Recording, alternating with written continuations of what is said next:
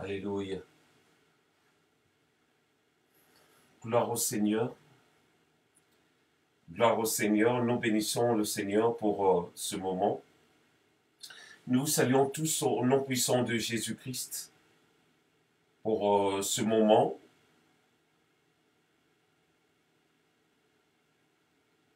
Que notre Dieu soit béni. Gloire au Seigneur. Nous bénissons le Seigneur pour ce moment.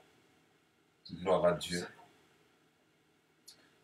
Je bénis Dieu pour ce moment qu'il a permis que nous puissions partager sa parole. Comme certains parmi vous le savent, que tous les mardis et jeudis, nous nous réunissons pour pouvoir partager la parole de Dieu. Je ne sais pas si la connexion est bonne, mais je tenais vraiment à partager quelque chose d'important avec vous. Vous, enfants de Dieu, vous, serviteurs de Dieu. Quand je parle de serviteurs, je ne m'adresse pas seulement à ceux qui sont appelés au ministère par rapport à la parole. Je m'adresse aussi à toutes les personnes qui exercent au sein d'une assemblée. Ça peut être dans la prédication, ça peut être aussi dans d'autres services. Et parce que c'est important, nous sommes appelés à servir Dieu comme des enfants de Dieu, comme des disciples. Nous avons tous reçu quelque chose de la part du Seigneur.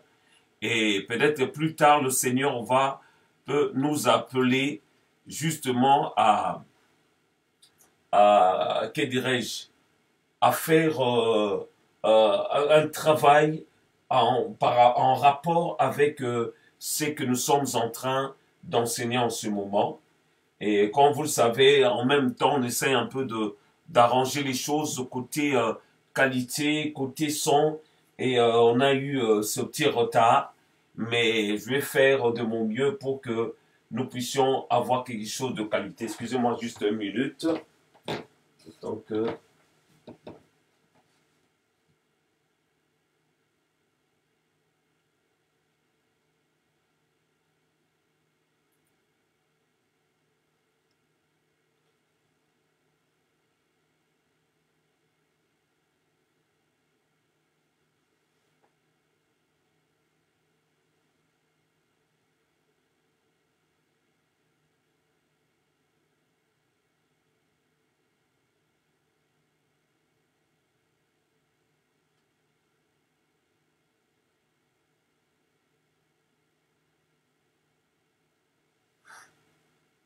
au Seigneur,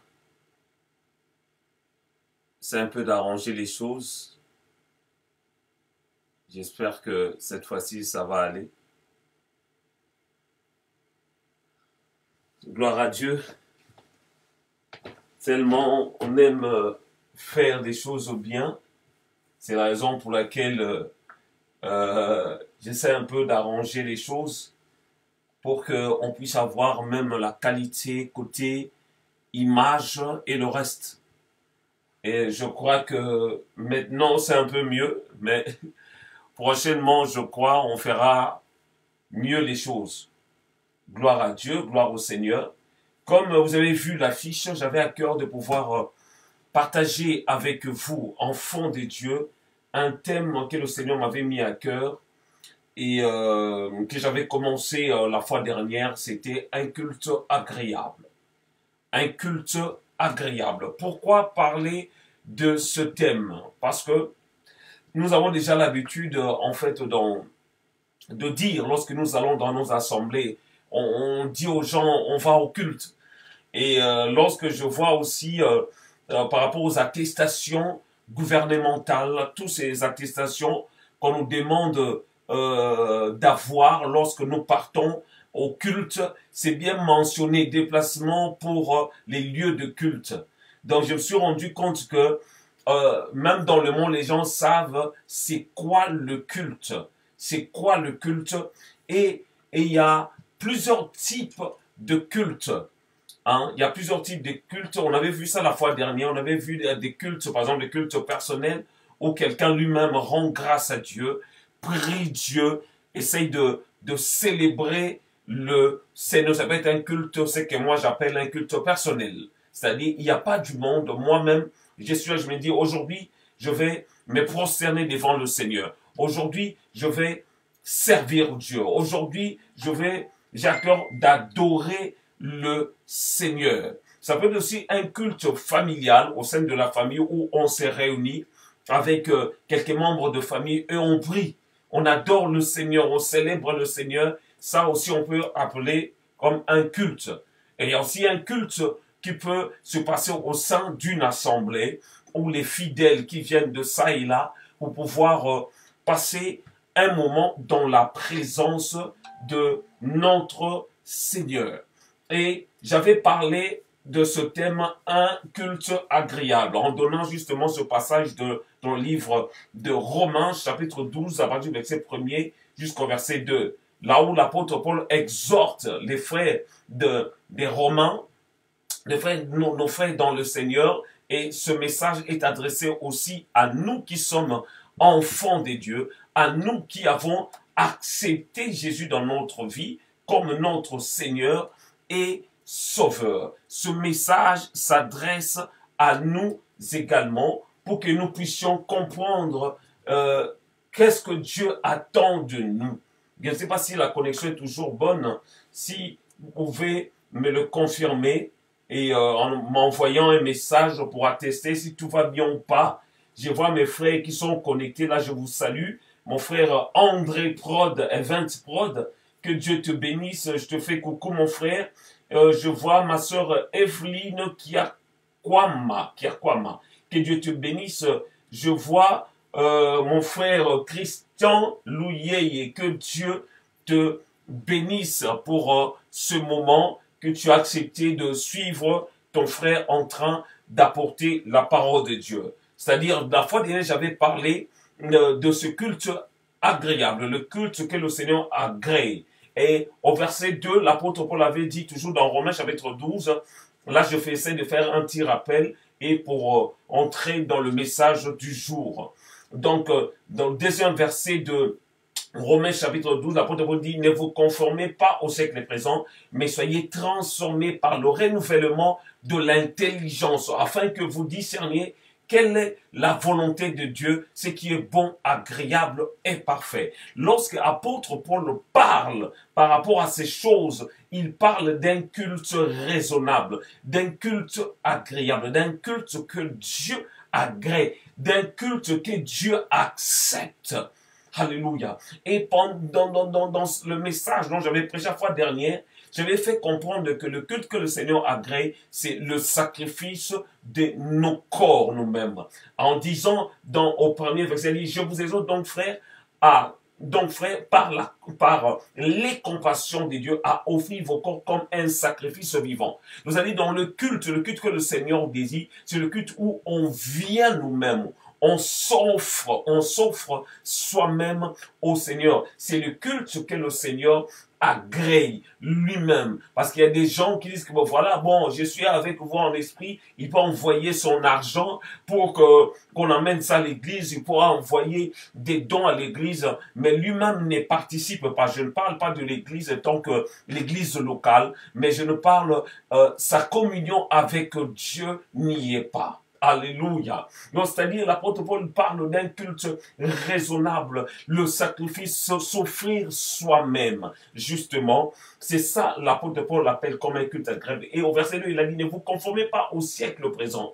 C'est-à-dire, il y a tellement de choses de ce siècle présent, des choses qui se passent dans le monde qui ne cadrent pas avec la pensée initiale de Dieu par rapport à l'Église. Des choses que on voit le monde influencer. Aujourd'hui, certaines personnes qui vont dans des assemblées et nous devons chercher à chaque fois, essayer de comprendre pourquoi l'apôtre Paul déjà parlait dans ce sens, dans dans ce sens. Il dit, ne vous conformez pas au siècle présent, n'imitons pas le monde. C'est la raison pour laquelle il est parti plus loin en disant que soyez mes imitateurs comme moi je l'ai de Christ.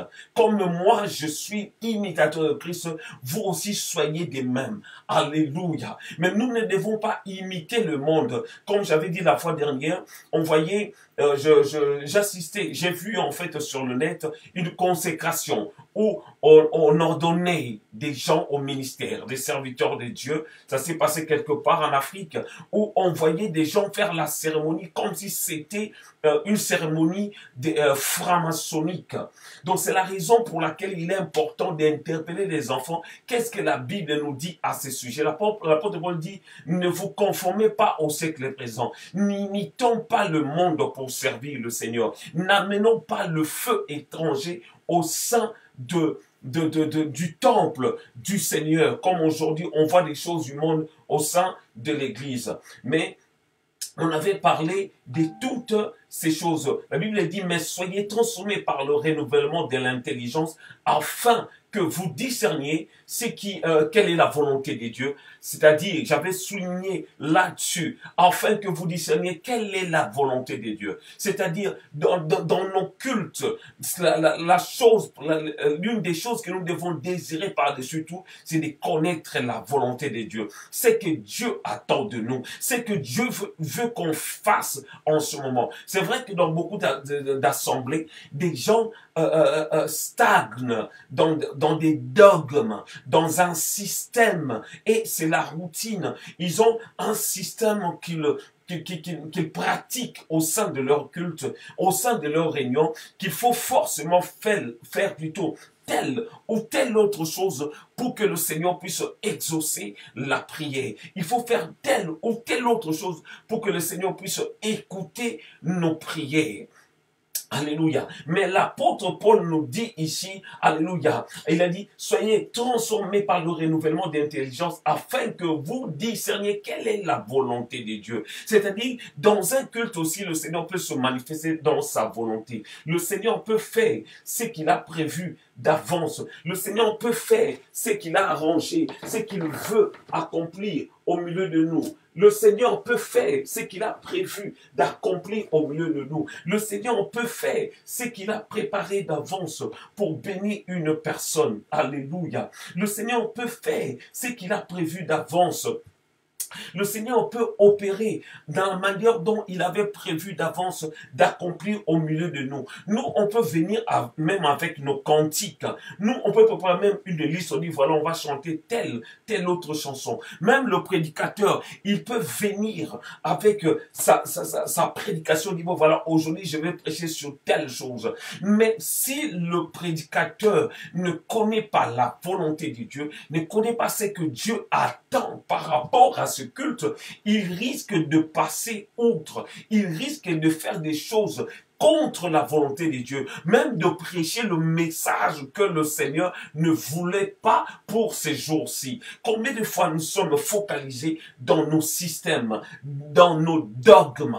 On est tellement focalisés dans nos rites. On dit, bon, voilà, lorsqu'on vient que tu dois faire telle autre chose, et on ne laisse pas la liberté au Saint-Esprit. C'est la raison pour laquelle l'apôtre Paul parlait dans ce sens. Il a dit, ne vous conformez pas au siècle présent, mais soyez transformés par le renouvellement de l'intelligence, afin que vous discerniez quelle est la volonté de Dieu. Et par la suite, il a dit, ce qui est bon, agréable et parfait. Si nous voulons rendre à Dieu un culte agréable, bon et parfait, il est important de connaître sa volonté. Alléluia. C'est-à-dire, lorsque nous prions, lorsque nous préparons nos cultes, nous devons prier, demander au Seigneur, Seigneur, je vais connaître ta volonté pour ce culte. Je veux connaître ta volonté, c'est que tu attends de moi. C'est que tu attends par rapport au culte d'aujourd'hui. Il est important que nous puissions prier pour ne pas rester dans les systèmes que voilà, on avait préparé telle autre chose. Mais le Seigneur peut chambouler les choses. Le Seigneur peut faire autrement les choses. C'est la raison pour laquelle que le Seigneur m'avait poussé à parler, à faire la suite justement de ce message. Donc, c'est-à-dire le terme que je vais parler aujourd'hui, comme vous avez vu sur les affiches, c'est 5 chantres, conducteur de culte doit savoir. C'est qu'un chantre, virgule, conducteur de culte doit savoir. Parce que là, on parle déjà du culte. Alléluia. On parle du culte. Les chantres, nous exerçons, j'en fais partie aussi, nous exerçons pour la gloire du Seigneur. Nous exerçons au sein des assemblées. Quelles sont les choses que nous devons savoir? Alléluia. Nous allons prendre nos Bibles dans le livre de 1 Corinthiens, chapitre 15, au verset 58. Alléluia. 1 Corinthiens, chapitre 15, au verset 58. Je vais faire la lecture. La Bible dit, « Ainsi, mes frères bien-aimés, soyez fermes, inébranlables, travaillant de mieux en mieux à l'œuvre du Seigneur, sachant que votre travail ne sera pas vain dans le Seigneur. » Je vais reprendre ça parce que c'est un verset que j'aime bien. 1 Corinthiens chapitre 15 au verset 58. La Bible dit, « Ainsi, mes frères bien-aimés, soyez fermes, inébranlables, travaillant de mieux en mieux à l'œuvre du Seigneur, sachant que votre travail ne sera pas vain dans le Seigneur. » L'apôtre Paul nous exhorte, alléluia. Ce message s'adresse à nous, justement, que nous devons être fermes dans notre foi. Nous ne devons pas être, comment dire, nous devons être inébranlables, c'est-à-dire, quelles que soient les circonstances, nous devons être inébranlables. En plus, il a dit, travaillant de mieux en mieux. Alléluia. C'est justement le but de cet enseignement. Parce que nous voulons faire mieux les choses. Nous voulons travailler de mieux en mieux. C'est-à-dire, là, je m'adresse aux gens qui travaillent déjà. Peut-être que tu es chantre. Peut-être que tu fais quelque chose dans l'œuvre du Seigneur. Tu es chantre. Peut-être que tu es appelé à faire la modération comme nous appelons cela. Peut-être que tu es appelé à faire la modération. Peut-être que tu es appelé à conduire un culte. Parce que tu peux être conducteur de louange ou conducteur de culte. Peu importe le terme qu'on peut utiliser. Mais ce message nous concerne tous parce que moi aussi j'en fais partie. Alléluia. Que le travail que nous sommes en train de faire n'est pas vain. Le travail que nous sommes en train de faire pour le Seigneur, il y a une récompense qui va revenir à ceux qui vont travailler mieux. Quand la Bible nous parle justement de ces 3 personnes qui avaient reçu des talents. Le premier en avait reçu 5. Le deuxième en avait reçu 2. Et le troisième en avait reçu un seul. C'est-à-dire chacun de nous a quelque chose qu'il a reçu dans le Seigneur. Peut-être tu es appelé, le travail que tu exerces actuellement au sein de la chorale, où tu fais la modération, ce message te concerne. Alléluia. C'est-à-dire, travaillons de mieux en mieux. 1 Corinthiens chapitre 15. Verset 58. Travaillant de mieux en mieux dans l'œuvre du Seigneur, sachant que votre travail ne sera pas vain dans le Seigneur. Alléluia. Le premier point dont nous allons parler par rapport à ce programme, à cet enseignement, c'est qu'un chantre, conducteur de culte doit savoir. Le premier point, nous allons essayer un peu de définir. Conducteur de culte, qu'est-ce que cela veut dire? Conducteur de culte ou conducteur de louange. Un conducteur de culte, c'est quelqu'un que Dieu a choisi. Dieu a mandaté pour emmener le peuple de Dieu dans la présence de Dieu. Alléluia. Quelqu'un qui peut être choisi par un pasteur, par un responsable de l'église, en disant, ben voilà, aujourd'hui c'est toi qui vas nous conduire dans cette réunion de prière. C'est toi qui vas nous diriger. C'est-à-dire, c'est un conducteur de culte. Ça peut être aussi dans certaines assemblées, des conducteurs de culte, c'est en même temps des chantres. Alléluia. C'est un chantre, par exemple, dans notre assemblée, le dimanche dernier, je suis chantre. Mais on m'avait choisi aussi pour faire ce qu'on appelle des fois la modération. C'est-à-dire, être conducteur de culte. Alléluia. C'est-à-dire un conducteur de culte, quelqu'un, on l'appeler aussi modérateur. Quelqu'un qui vient pour diriger le programme, pour amener le peuple dans la présence du Seigneur. Alléluia. Alléluia. Quelqu'un qui Dieu a mandaté. Alléluia. Pour amener le peuple de Dieu dans la présence de Dieu par le moyen de la prière ou de la musique. Alléluia. Quelqu'un que Dieu a mandaté. Vous savez, le Seigneur ne descendra pas seulement du ciel pour dire que bon voilà, j'étais choisi pour faire la modération. Mais le Seigneur peut choisir, peut utiliser quelqu'un, un responsable de ton pasteur, pour te dire que voilà, tiens, aujourd'hui, c'est toi qui vas exercer pour diriger ce culte, pour faire la modération de de ce culte, je dirais. Alléluia. Alléluia. C'est toi qui vas faire la modération. C'est toi qui vas présider cette réunion. Donc, tu es mandaté à faire cela. C'est-à-dire, quand on parle du conducteur, on voit la conduite. Quand on parle d'un conducteur de culte ou conducteur de louange, on voit déjà la conduite. Parlons un peu de la conduite. Ceux qui font l'auto-école, qui vont à l'auto-école. Vous allez remarquer que lorsque vous conduisez, c'est vrai que au début, lorsqu'on vous apprend, il y a quelqu'un d'autre à côté, je ne sais pas comment on les appelle, quelqu'un qui te dit, un inspecteur, si je peux appeler ainsi, qui va t'aider par rapport au travail que tu exerces, qui t'explique comment faire des choses. Mais lorsqu'on est dans une voiture, en famille, on ne peut pas voir tout le monde avec des volants. C'est-à-dire, on choisit toujours une personne. Il y a une personne qui conduit et les autres viennent, font partie, comment dire, rentrent dans cette voiture, mais il y a un seul conducteur pour conduire les gens. Alléluia. Parce que si on commence à donner, dans un culte, on met plusieurs conducteurs, c'est-à-dire, il y aura tellement de choses qui ne vont pas cadrer, après, il y aura du désordre.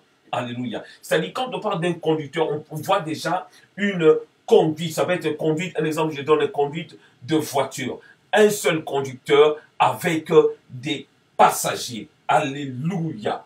Alléluia. Donc, c'est-à-dire, un conducteur de culte, c'est aussi un dirigeant, quelqu'un qui est appelé à diriger une réunion. On peut l'appeler aussi comme quelqu'un qui fait de lead. Alléluia.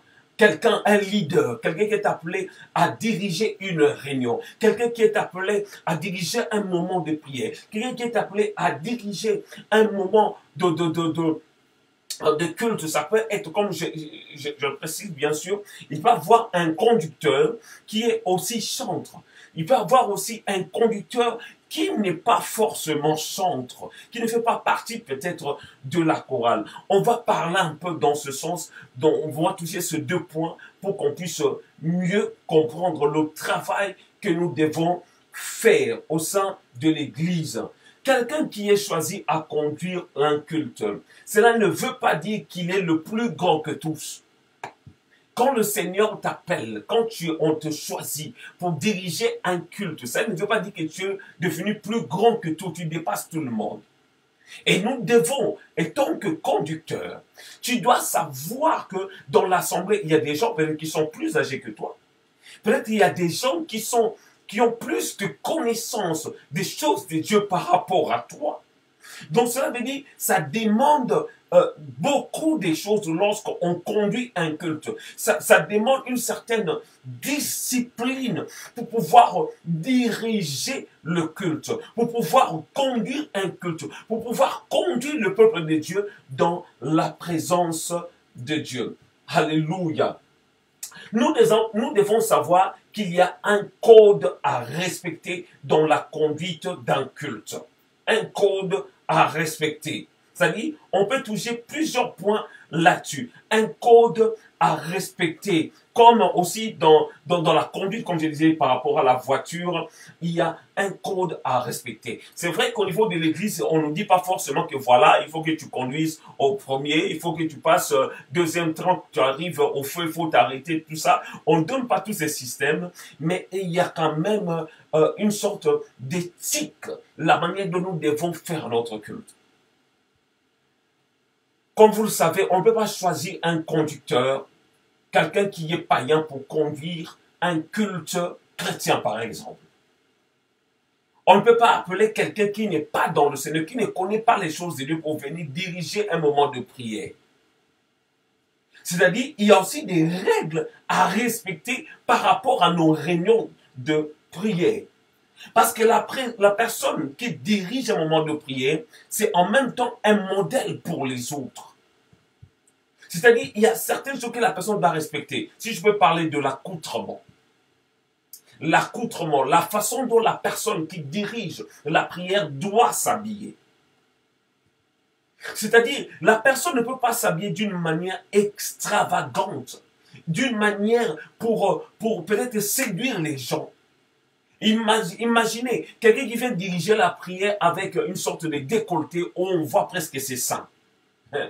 C'est-à-dire, il y a des gens qui seront dans la foule, qui vont, au lieu d'écouter ce que tu dis, ils vont peut-être regarder ta poitrine. Ou quelqu'un qui vient avec des vêtements serrés, ça peut être un homme ou une femme, on voit toutes ces formes dessinées. C'est-à-dire, déjà l'accoutrement, c'est l'un des points que nous devons souligner. La façon dont nous devons nous habiller, nous devons nous habiller. Même la Bible nous parle dans ce sens. Que nous devons nous habiller d'une manière décente. En s'adressant aussi aux femmes, à s'habiller d'une manière décente.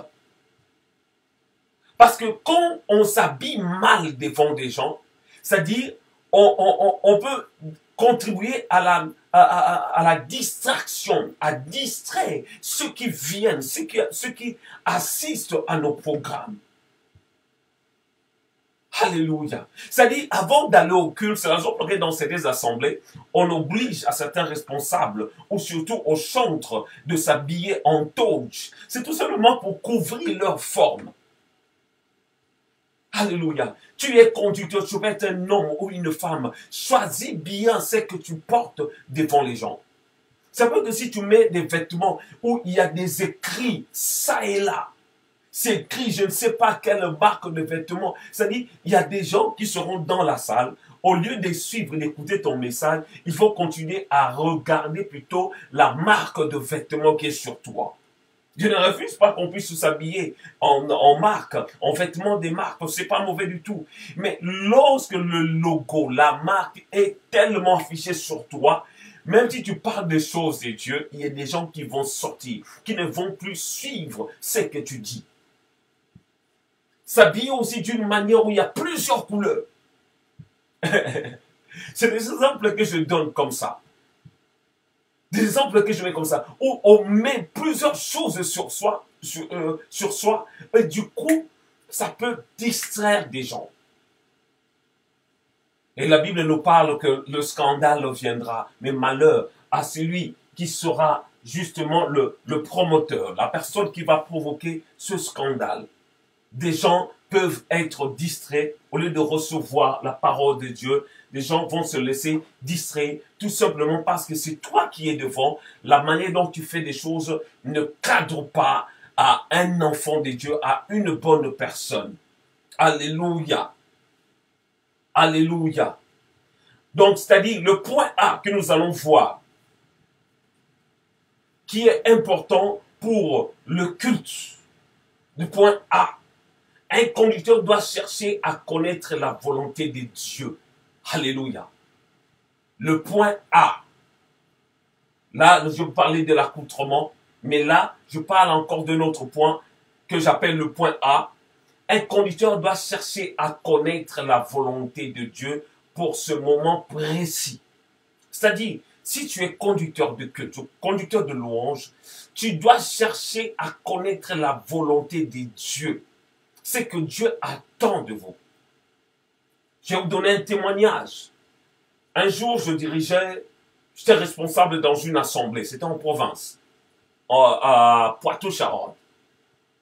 On était venus au culte. On avait préparé des chansons, on avait répété déjà la veille, des chansons qu'on devait chanter pour la célébration. Permettez-moi.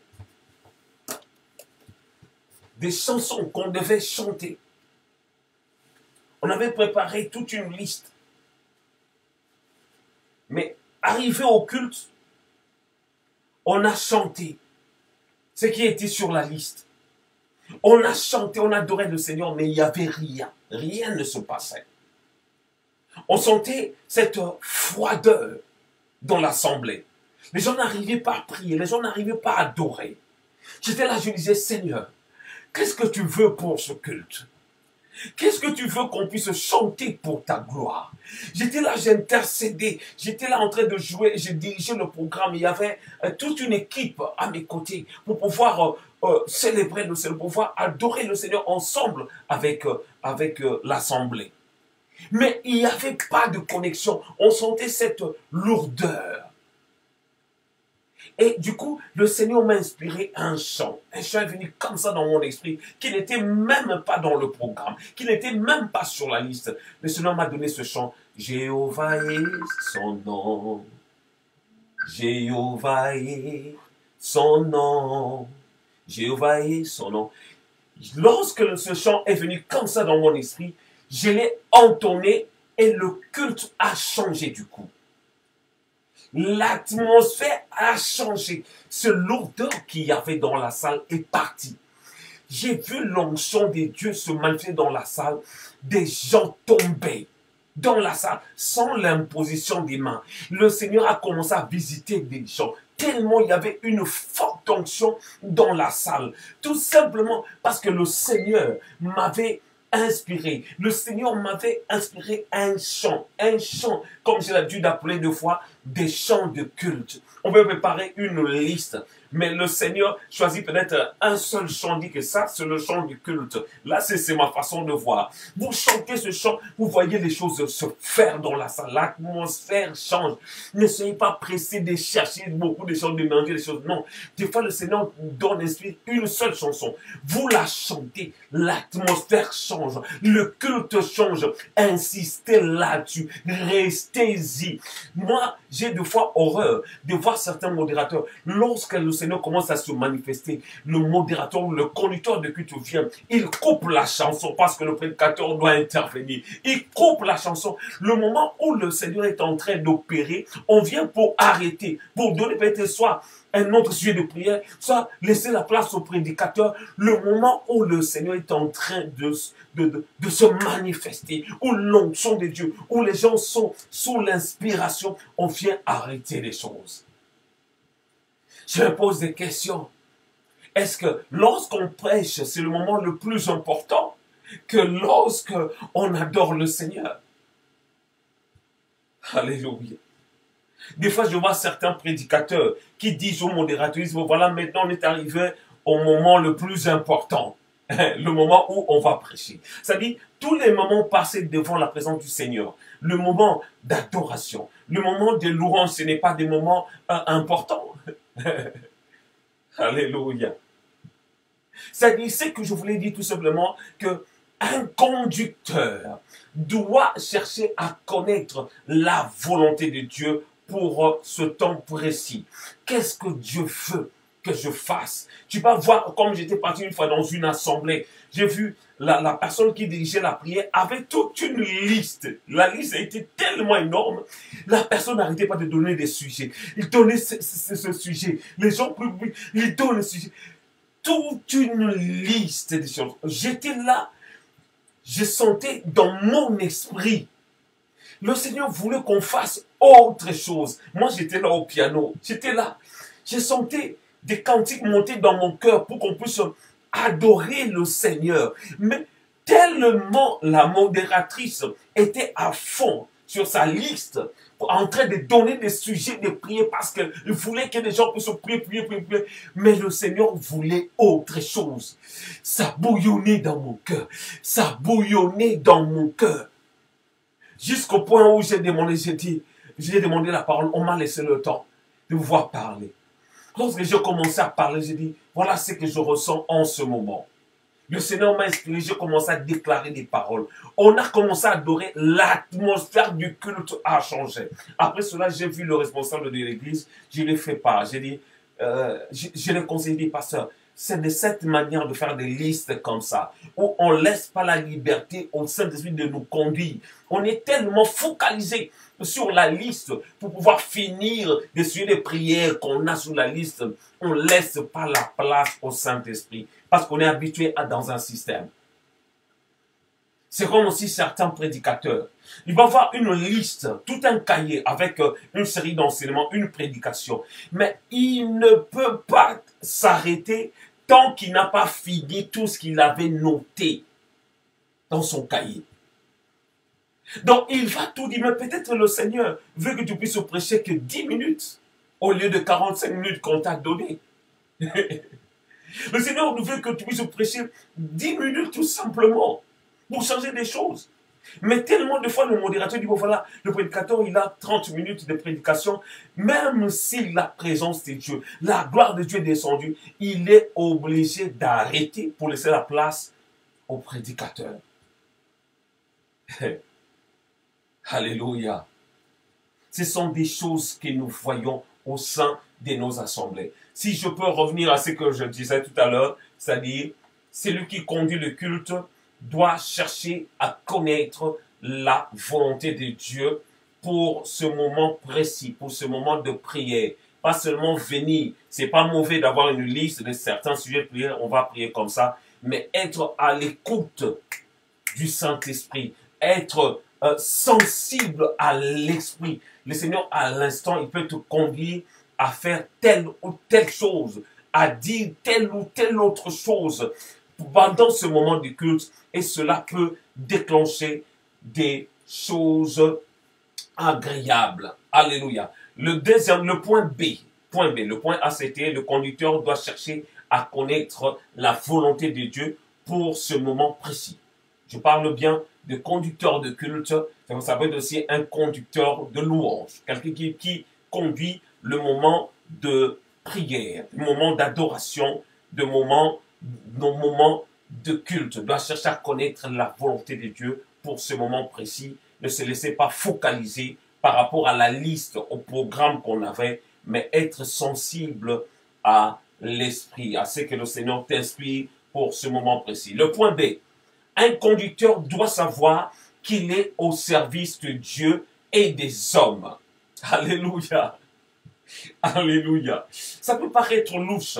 Donc, c'est-à-dire, le conducteur, toi qui es devant, qui nous conduit, tu dois savoir que tu es au service de Dieu et des hommes. Ce n'est pas une pièce théâtrale, alors il faut bien faire les choses selon la conduite de l'esprit. C'est-à-dire, un conducteur, toi qui es appelé à diriger la prière, tu dois savoir, mettre ça dans ta tête, tu es au service de Dieu et au service des hommes. C'est-à-dire, ces gens-là qui sont venus dans la salle, ils ont besoin d'être servis, d'être conduits, d'être orientés. C'est-à-dire, c'est toi qui es là, qui organise de fois des choses. Tu es là comme juste un instrument que le Seigneur veut utiliser pour la bonne conduite du culte. Voilà le terme qu'il faut. Pour la bonne marche du culte. On vient pour célébrer le Seigneur. On vient pour adorer le Seigneur. Tu es là, étant que modérateur, tu dois veiller que le culte se passe très bien. Ce n'est pas une pièce théâtrale, comme on voit certains modérateurs. Ils viennent là, ils commencent à faire la comédie. Là, on n'a pas besoin de la comédie. Lorsque nous organisons nos réunions, nous venons dans la présence du Seigneur. On ne vient pas pour montrer nos habits. On ne vient pas pour se montrer, pour paraître. On n'a pas besoin de cela. Mais lorsqu'on vient au culte, on vient pour le Seigneur. On est au service de Dieu et au service des hommes. C'est-à-dire, comme nous sommes venus pour servir Dieu, notre façon de faire peut attrister les gens. Les gens peuvent pleurer par rapport à toi qui diriges. Ton attitude envers des gens qui te suivent. On peut dire que je sers Dieu, je sers Dieu. Oui, c'est bien. Tu sers Dieu, mais tu sers aussi des gens qui sont en face de toi. C'est pourquoi des fois ça arrive lorsqu'on dit, bon voilà, maintenant on va se lever. Les gens se lèvent parce que c'est toi qui es là, qui dirige. Alléluia. Point C. Un conducteur ne peut choisir des sujets et des chansons qu'il aime, mais des chansons inspirées par Dieu. Alléluia. Là, je parle d'un conducteur, de celui qui conduit ce moment de culte, celui qui conduit ce moment de réunion. Ça nous arrive quand on est conducteur, en même temps chanteur. Des fois, lorsqu'on fait la liste, on met déjà des chansons qu'on aime chanter. Et voilà, on va chanter telle chanson, moi j'aime telle chanson, et tant que conducteur, j'impose ces chansons, on va chanter ça, ça, ça, ça. Mais ça peut arriver où le Seigneur chamboule les choses. Le Seigneur change des choses. Le Seigneur veut qu'on puisse l'adorer autrement. Le Seigneur veut qu'on puisse l'adorer par une autre chanson. Alléluia. Comme je disais, un conducteur ne peut choisir ses sujets de prière. C'est-à-dire, moi, j'ai choisi tel autre sujet de prière. Ces sujets ou des chansons qu'il aime, mais des chansons inspirées par Dieu. Nous allons prendre nos Bibles dans le livre de Romains, chapitre 8 pour finir. Prochainement, nous allons nous revoir ce jeudi et le Seigneur va nous faire du bien. Nous allons prendre Romains, chapitre 8, verset 26 jusqu'au verset 27. Je vais faire la lecture. De même aussi, l'Esprit nous aide dans notre faiblesse, car nous ne savons pas ce qu'il nous convient de demander dans nos prières. Alléluia. C'est-à-dire, le Saint-Esprit nous aide même dans nos faiblesses, parce que nous ne savons pas lorsque nous-mêmes nous prions. Mais le Saint-Esprit peut nous orienter à la manière dont nous devons diriger même la prière, à la manière dont nous devons même prier devant le Seigneur. Parce qu'on peut être dans la salle comme ça, le Seigneur t'inspire, dit, bon voilà, si vous voulez prier pour une personne qui se trouve dans la salle, qui a tel problème, on va prier pour telle chose. Lorsque vous pouvez prier ici, le Seigneur touche quelqu'un en dehors même de l'assemblée.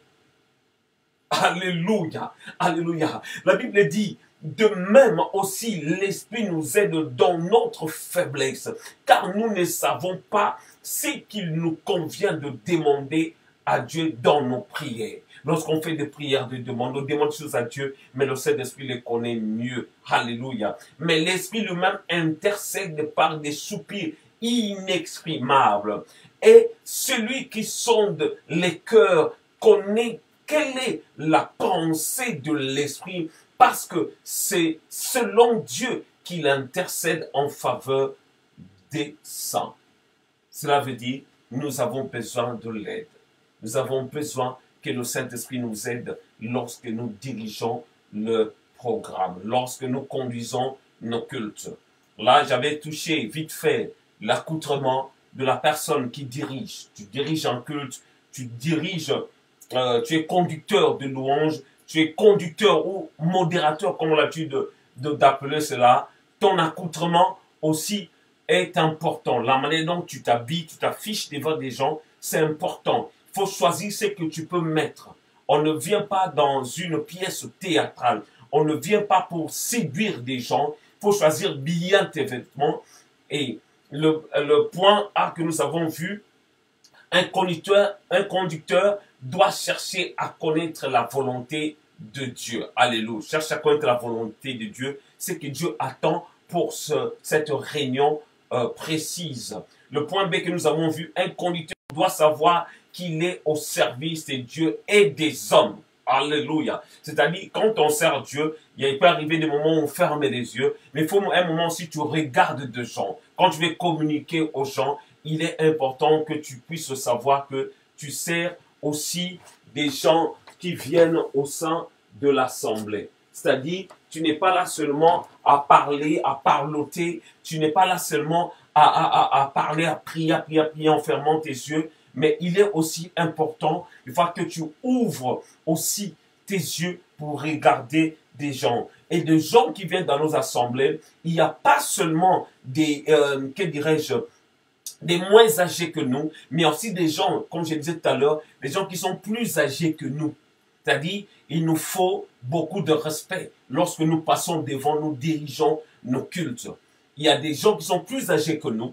Il y a des gens qui sont moins âgés que nous.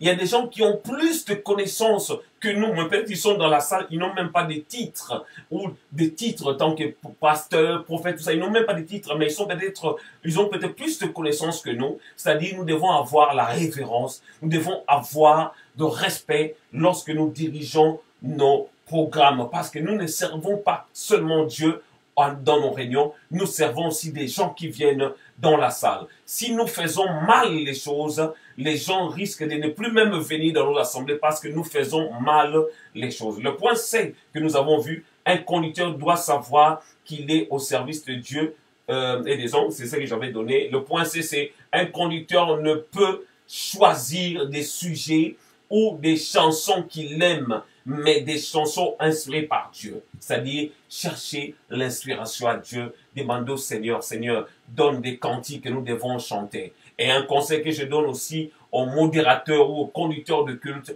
il est aussi important, si vous ne chantez pas, allez auprès de la chorale. Si vous avez des chansons à proposer, en leur disant, voilà, le Seigneur m'a inspiré tel ou tel autre chant, est-ce qu'on peut mettre ça dans notre répertoire? Et pour des modérateurs qui ne chantent pas forcément, vous n'êtes pas obligé de chanter. Vous n'êtes pas obligé d'entonner des chansons, mais vous pouvez demander à la chorale. Des fois, la chorale a déjà connaît ce chant, ou peut-être connaît ce chant, ils chantent ça peut-être dans une note précise. Ils chantent ça par exemple en ré. Toi, tu viens, tu commences à entonner un chant, après le moment où les gens vont à chercher, ça fait du bruit pour rien. C'est-à-dire, un modérateur, si tu chantes pas, tu peux voir en avance les chantres, leur voir déjà, venir voir la chorale, c'est à la répétition, leur dit, voilà, j'aimerais bien pendant le culte, si vous puissiez chanter telle ou telle autre chanson pour mettre de l'ordre. Ne venez pas seulement chanter pour chanter. Tu sais toi-même que tu chantes faux. Mais ne viens pas seulement tourner les chants parce que tu as envie de chanter. Mais tu peux demander à la chorale de chanter. Tout ça sera pour la gloire du Seigneur. Vous savez, même si on chante, lorsqu'on chante faux, on crée la distraction. Lorsqu'on joue faux, on crée aussi la distraction. Pour éviter ce genre de choses-là, on peut s'arranger avec des gens qui sont appelés à exercer ce travail. Là, j'insiste bien pour des modérateurs ou des conducteurs de culte qui ne chantent pas forcément. Bien-aimés, pour aujourd'hui, nous allons nous arrêter là. Mais j'aimerais que nous puissions retenir ce verset dans Romains, chapitre 12, à partir du verset 1er jusqu'au verset 2, qui dit « Je vous exhorte donc, frères, par les compassions de Dieu, à offrir vos corps comme un sacrifice vivant, saint, agréable à Dieu, ce qui sera de votre part un culte raisonnable. » C'est-à-dire, le plus important dans ce programme, c'est que nous puissions rendre à Dieu un culte raisonnable, un culte agréable. Et vous pouvez retenir aussi 1 Corinthiens chapitre 15, verset 58, qui dit « Ainsi, mes frères bien-aimés, soyez fermes, inébranlables, travaillant de mieux en mieux. » J'insiste là-dessus, travaillant de mieux en mieux. Le but de cet enseignement, c'est pour nous faire comprendre. Vous connaissez déjà, vous avez l'habitude de faire des modérations. Vous avez l'habitude de conduire des cultes. C'est pas mauvais. C'est juste pour nous faire comprendre que nous devons faire mieux. J'en fais partie aussi. Des fois, je dirige le culte. C'est-à-dire, des fois, je dirige la louange. Mais nous devons faire de mieux en mieux. Travaillant de mieux en mieux à l'œuvre du Seigneur, sachant que votre travail ne sera pas vain dans le Seigneur. Nous allons prier. Seigneur, oh Dieu, je vais te prier en faveur de toutes ces personnes qui me suivent à cet instant. Je vais te prier, Seigneur, oh Dieu, parce que je sais que nous sommes appelés à exercer pour ta gloire. Nous sommes appelés à travailler pour toi. Nous sommes appelés à prêcher pour toi. Nous sommes appelés à enseigner pour toi. Ma prière aujourd'hui, Seigneur, oh Dieu, est que tu puisses faire du bien à une personne qui me suit à cet instant, Seigneur. Que tu puisses nous aider à faire mieux des choses. Nous ne voulons pas faire des choses par habitude, comme nous sommes habitués à le faire. Mais nous avons besoin d'être sensibles à l'esprit, améliorer le travail que nous avons l'habitude déjà de faire, Seigneur, oh Dieu. Des fois, nous dirigeons des cultes, Seigneur. On nous appelle des modérateurs. On nous appelle de conducteurs de culte. On nous appelle de conducteurs de louanges. On nous appelle des chantres, Seigneur. Mais nous voulons désormais faire mieux les choses. C'est la raison pour laquelle tu avais mis à cœur de pouvoir parler de ces choses. Aide-nous dans nos faiblesses, afin que nous puissions nous améliorer, Seigneur. Merci pour toutes les personnes qui m'ont suivi. Bénis toutes les personnes, Seigneur. Guéris ceux qui sont malades et pourvois aux besoins de chacun, afin que la gloire revienne à toi seul. Rien que pour toi, ô mon Dieu, dans les noms puissants de Jésus. Amen. Amen. Je bénis le Seigneur pour ce moment que nous avons passé ensemble dans sa présence. Et je crois, je suis même convaincu que quelqu'un était béni aujourd'hui par rapport à ce programme. Alléluia. Je crois que quelqu'un était béni. Je crois que quelqu'un était visité par le Seigneur. Et essayez de m'envoyer vos messages, de m'envoyer vos impressions par rapport à ce programme. Et nous allons revenir ce jeudi, toujours à la même heure, à partir de 20 heures, nous allons commencer. À 20 heures pile, nous commençons notre programme. Et je crois que Dieu nous fera du bien. Je vous dis à très bientôt. Et c'était votre serviteur, l'évangéliste Edgar Congo. Bye bye.